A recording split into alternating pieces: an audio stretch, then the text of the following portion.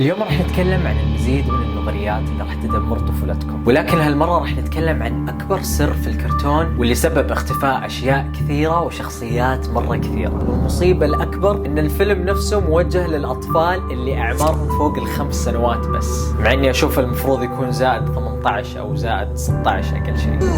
لازم ما سمعتش عن أسهل طريق للنجاح. وبيعيشون في اكتئاب وعزلة في عالم مخيف زي كذا بدون أي ألوان، لأنه بكل بساطة الكرتون انتهى. فخلاص احنا ككتاب ايش راح نستفيد من العالم هذا والشخصيات هذه؟ ناخذها نرميها في الفراغ.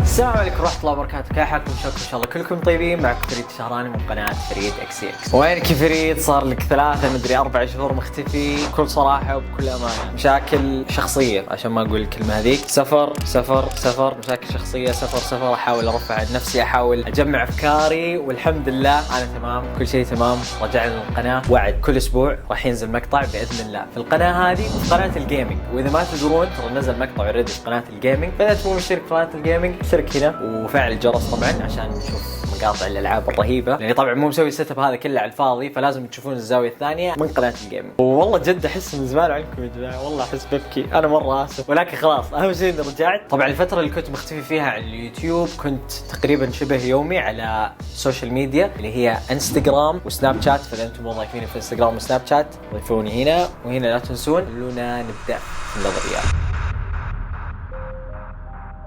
اليوم راح نتكلم عن المزيد من النظريات اللي راح تدمر طفولتكم، لكن قبل ما نبدا المقطع بس حاب اقول لكم ان المقطع اليوم راح يكون مقطع جدا حساس وجدا مزعج، نظريات مره قويه تخوف بس مزعجه اكثر وجدا مظلمه، فاذا في ناس حساسه من الاشياء هذه الافضل انهم ما يشوفون المقطع. يعني تقدرون تسوون لايك وما تكملون المقطع، بس اذا انتم مره متحمسين فانا مره متحمس، لان اليوم المحتوى. خلونا نبدأ. الكرتون الأول هو جامبل، واللي تكلمت عنه أكثر من مرة في نظريات سابقة، ولكن هالمرة راح نتكلم عن أكبر سر في الكرتون واللي يعتبر هو أساس الكرتون أصلا، واللي الأغلب مو فاهمينه 100%، واللي سبب اختفاء أشياء كثيرة وشخصيات مرة كثيرة، اللي هو ذا فويد أو بالعربي الفراغ انذكر في أول مرة في الموسم الثالث من جامبل. تبدأ الحلقة ونشوف جامبل وداروين قاعدين على مدرجات الملعب يتفرجون على صديقاتهم وهم يتدربون على التشجيع اللي هو التشير ليدنج هذا. رقصة مكسيكية. ولكن تشجيعهم يكون مرة فاشل. بعدها جامبل يستوعب ان تدريبهم فاشل لان في شيء ناقص، بس مو قادر يتذكر ايش هو هذا الشيء بالضبط. بعدها يجيهم السيد سمول وهو لابس قبعة من القصدير ويبدأ يقول لهم عن نظريته. فهمت قصدك، لقد كان ينقصهم شيء. لاحظتم هذا أيضا؟ أشياء عديدة تختفي كل الوقت، الكل يدعي العكس ولكنها مؤامرة. نظريته هي ان في اشياء مرة كثيرة قاعدة تختفي من مدينة إلمور، من ضمنها واحدة من صديقاته اللي اسمها جانس، ويقول لهم حاولوا تتذكرون او تدورون على اشياء متغيرة او مختفية داخل المدرسة. لا تبحث عن المفقود بل عن اللامعقول. أظننا ننظر إليه الآن. ولما يبدأون بالبحث داروين يلاحظ شيء جدا غريب. يروحون عند اللوكرات او الخزنات حقت الطلاب، ويلاحظ ان اللوكر رقم 116 مختفي، يعني موجود لوكر 115 بعدين على طول 117. انظر، لا يوجد 6، هناك خزانة ناقصة. بس 116 مو موجود، وين راح؟ بعدها داروين وجامبل على طول يروحون للمكتبة وياخذون الييربوك اللي هو كتاب السنة. إذا ما تعرفون إن معظم المدارس الأجنبية عندهم شيء اسمه ييربوك أو كتاب السنة. الكتاب هذا فيه صور كل الطلاب اللي يدرسون في المدرسة هذه، بس عشان يعرفون إذا في شيء غريب أو إذا في أحد مختفي من الصور أو أي شيء خارج عن الطبيعة. وبعد بحث طويل يشوفون واحدة من الصور ويلاحظون إن في أحد مختفي من الصورة هذه. هنا انظر، كأن أحدهم ممحو. أوكي ركز، أكيد هو أحد نعرفه. الشخص المختفي هي شخصية اسمها مولي، بس الغريب في الموضوع إن ما في أي أحد في المدرسة متذكرها أو مستوعب إن هي مختفية، حتى هم مو مستوعبين إن هي مختفية، توهم يستوعبون. إذا تقولون إنه في صف مليء بأصدقاء أمضوا حياتهم معها، لا أحد منكم يتذكر مولي. بعدها يجيهم مستر سمول ويقول لهم روحوا عند اللوكرات مرة ثانية، وروحوا عند مكان اللوكر المفقود ودوروا هناك يمكن تحصلون أي حاجة. ولما يدورون يكتشفون إن في صورة لهم مع مولي مخبية بين اللوكرين هذه. دليل. أوه ياه، هذه مولي. صورة لهم مع مولي عند بيت الشجرة حقها، هي كانت عايشة في بيت شجرة فكانوا هم متصورين معاها. نحن أصدقاء حتما، كيف لم نتذكر؟ وبيت الشجرة. بعدها يقررون انهم يروحون عند بيت الشجرة هذه عشان يشوفون اذا موجود اصلا ولا لا. وهم في الطريق السيد سمول يبدأ يتكلم زيادة عن نظريته ويقول لهم ان في شيء مو طبيعي قاعد يصير في مدينة إلمور، وكأن المدينة قاعدة تسوي اخطاء. حسنا، إلمور ليست مكانا عاديا، إنه عالم غريب جدا تحدث فيه بعض الأخطاء. بعدها يوصلون للمكان اللي المفروض يكون فيه بيت الشجرة حق مولي، بس ما يلقونه هناك، لكن يلاحظون ان المكان اللي هم فيه شوي غريب، كأنه ورقة مطبوقة على بعض، كأن العالم حقهم او العالم اللي قدامهم اللي فيه بيت مولي زي الورقة مطبوقة على بعض والبيت مختفي. ولما يسحبون الورقة هذه يكتشفون الفراغ. حسنا، 3 2 1.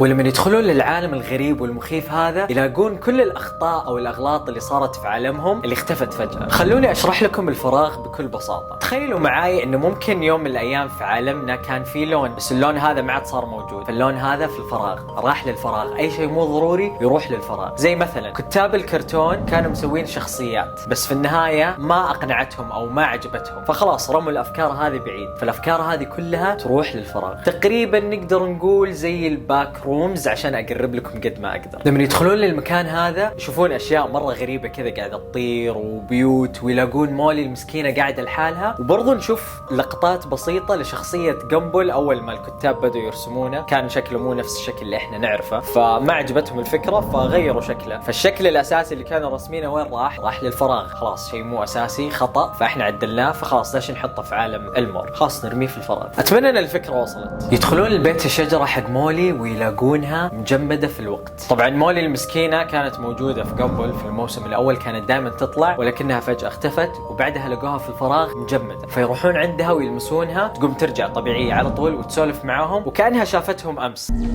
مولي، أنت بخير؟ قلقنا عليك عندما تذكرناك بعد عام. لم تقلقان؟ رأيتكما البارحة. لكن في الأساس هي صار لها سنة كاملة مختفية، بس هي مو حاسة بنفسها. وبرضه نعرف أن سبب انتقال مولي للفراغ هو لأنها كانت شخصية جدا مملة، وبذلك ودوها للفراغ. يعني الكتاب شافوا أن ما منها فايدة فرموها في الفراغ. رأى العالم أنك تعلمين كيف سأشرح لك أنك مملة جدا. المهم أن في خلال الحلقة وهم في الفراغ يكون في شخصية اسمها روب هذا يكون يحاول يأشر لجامبل وداروين أنه انقذوني وطلعوني من المكان هذا، لكن ما حد فيهم يعطيه وجهه وما حد يهتم له فيتركونه. وفي نهاية الحلقة سيد سمول يشوف صديقته جانس اللي قلت لكم عليها في بداية المقطع، ونكتشف أن جانس هي أصلا شاحنة. يا أصدقاء، تعرفوا إلى جانس.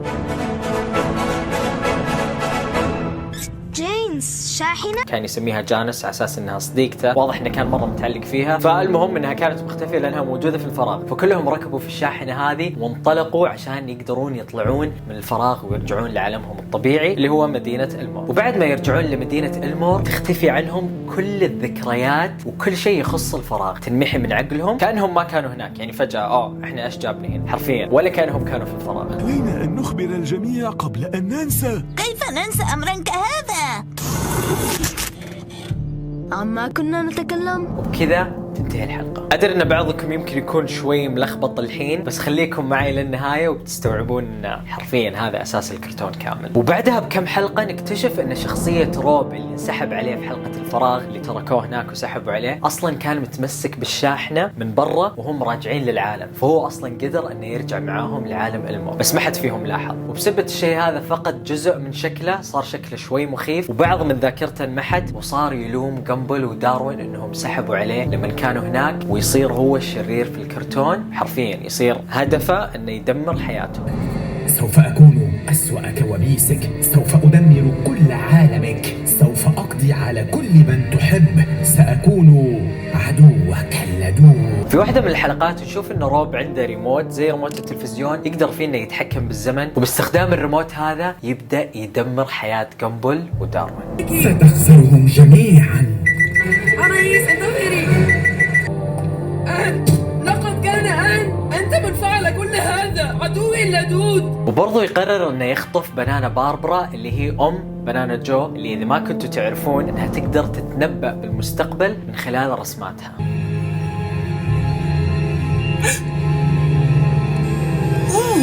فبالعربي هو خطف بنانا باربرا عشان يخليها ترسم له المستقبل ويعرف ايش راح يصير بعدين. وطول الحلقة نشوف جامبل وداروين وبنانا جو يقعدون يدورون على ام الموزة المسكين عشان يلاقونها وينقذونها من الشرير روب. اسمع، أنا آسف، لم تبتعد عني فترة طويلة من قبل. اهدأ يا صديقي، فكر في الأماكن التي تحبها. حسنا حبا، هل تمانع أن وضعت هذا الإعلان؟ إنه عن أمي، إنها مفقودة. وفي نهاية الحلقة يلاقونهم في مستودع ويتمكنون جامبل وداروين بأنهم يرجعون روب الشرير إلى الفراغ. بعدها بنانا باربرا ترسم رسمة لروب وهو قاعد يطيح في الفراغ. بعدها جامبل يخمن ويقول أكيد إننا راح نشوفه في المستقبل، أو معنات رسمتك إننا راح نشوفه في المستقبل. See you in the future, Rob. فباربرا تلف عليه وتعطيه ابتسامة جدا شريرة وتقول له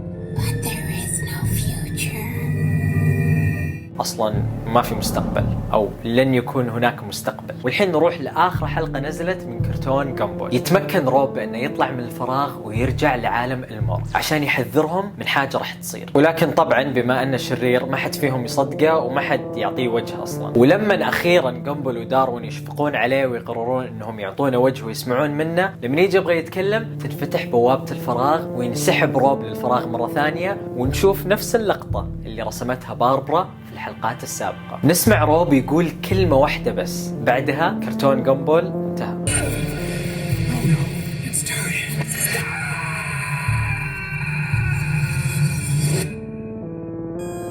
الكلمة هي لقد بدأت.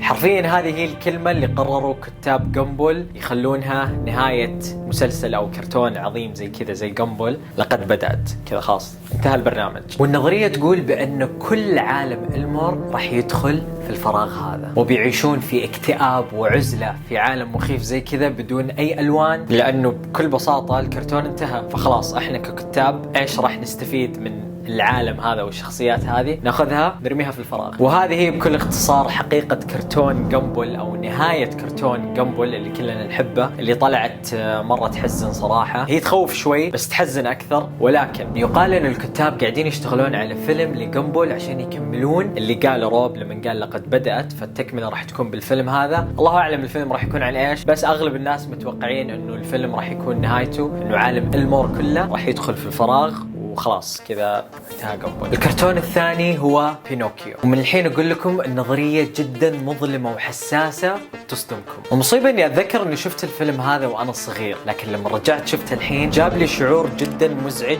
ومخيف وغريب، وحسيت إنه كذا في شيء مو مريح وأنا أتفرج الكرتون. واستغربت أصلا إني شفته وأنا طفل أو أنا بيبي وعادي ما أتذكر أي شيء. طبعا تكلمت في القناة من قبل عن حقيقة قصة أو رواية بينوكيو، كيف إن الرواية جدا مخيفة وسوداوية، كيف إن ديزني أخذت الرواية هذه وجملتها وسوت الفيلم هذا. ولكن بعد ما رجعت شفت الفيلم قبل كم يوم حرفيا استوعبت وبدون أي مبالغة أن نسخة ديزني ممكن تكون سوداوية وأسوأ من الرواية الأصلية، وفوق كل هذا غير مناسبة للأطفال تماما. فيلم بينوكيو لديزني اللي صدر في سنة 1940 يتكلم عن شخصية عجوز اسمها جيبيتو، إلا في منزل نجار عجوز اسمه جيبيتو. جيبيتو هذا كان عند عائلة عبارة عن طفل وزوجة واثنينهم ماتوا، وطول حياته عايش وحيد. يا لها من حسرة أن هذا الجو الدافئ لا يستمتع به أحد. طبعا مهنة جيبيتو هو صنع الدمى، أو بالأخص الدمى الخشبية، ودائما يتمنى أنه يكون عنده طفل أو أنه تصير له معجزة وفجأة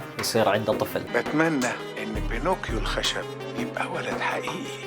بيوم من الأيام يقرر جيبيتو أنه يصنع دمية خشبية راقصة اسمها بينوكيو، يحركها بالخيوط هذه اللي نازلة. ولكن لما ينام ويقوم من النوم يستوعب أو يكتشف أن بينوكيو صار ولد حقيقي أو شبه ولد حقيقي. صح أنه مصنوع من خشب لكنه يتحرك، يتكلم، وعنده مشاعر.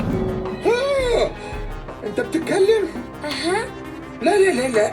أيوه وبتحرك كمان. لا ما بتتحركش، أنا بحلم، أنا نايم.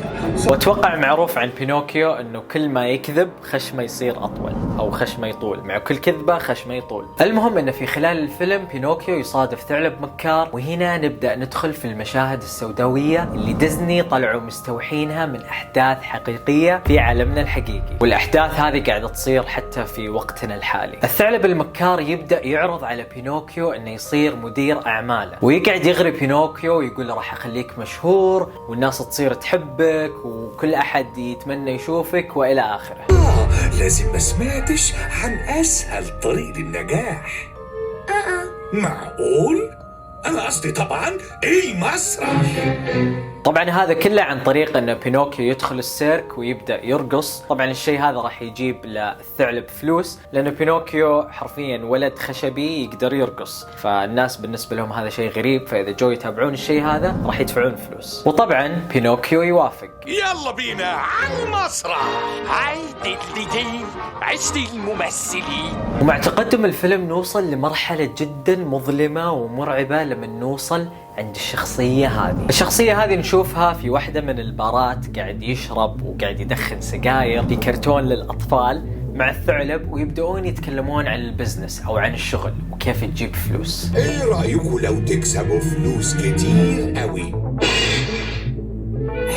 صح ان المشاهد هذه المفروض انها ما تنعرض في كرتون للأطفال، لكن مو هذه المصيبة.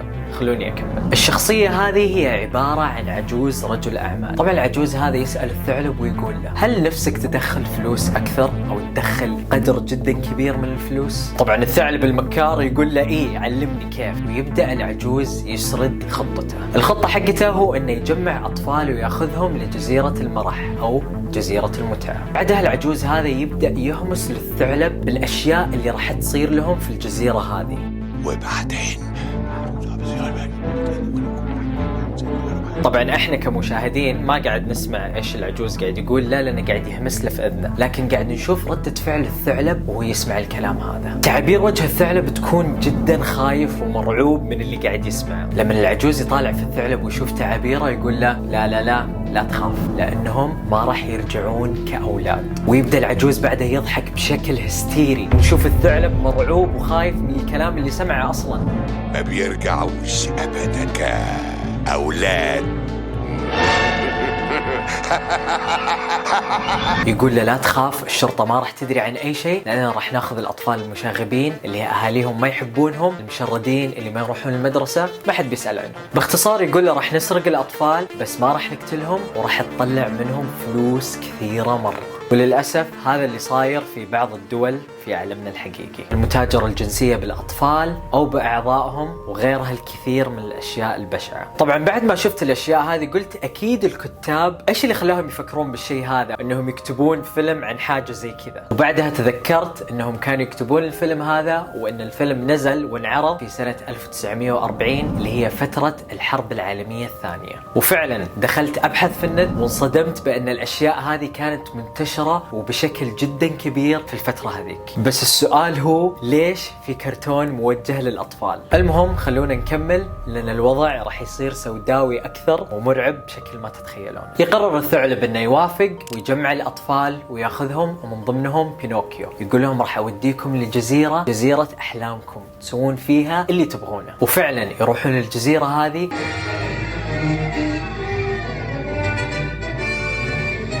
والجزيرة تكون عبارة عن ملاهي. نبدأ نشوف لقطات ومشاهد للأطفال وهم يركضون ويلعبون ويأكلون ويشربون ويتعاطون مخدرات ويدخنون سجاير، ومن هنا تبدأ المشاهد تصير جدا مزعجة ومخيفة. هنا سجاير، هنا تدخين، السجاير قرب يلا خذ لك سيجارة. حطوا في بالكم انهم اطفال ها. وهم في الجزيرة قاعدين يسوون الاشياء هذه، فجأة يلاحظ بينوكيو ان الاطفال بدأوا يتحولون الى حمير. يبدأ الوضع يصير هستيري، الاطفال قاعدين يبكون، قاعدين يصارخون ويركضون، وهم يسوون الاشياء هذه تدريجيا قاعدين يتحولون الى حمير. الوضع جدا هستيري.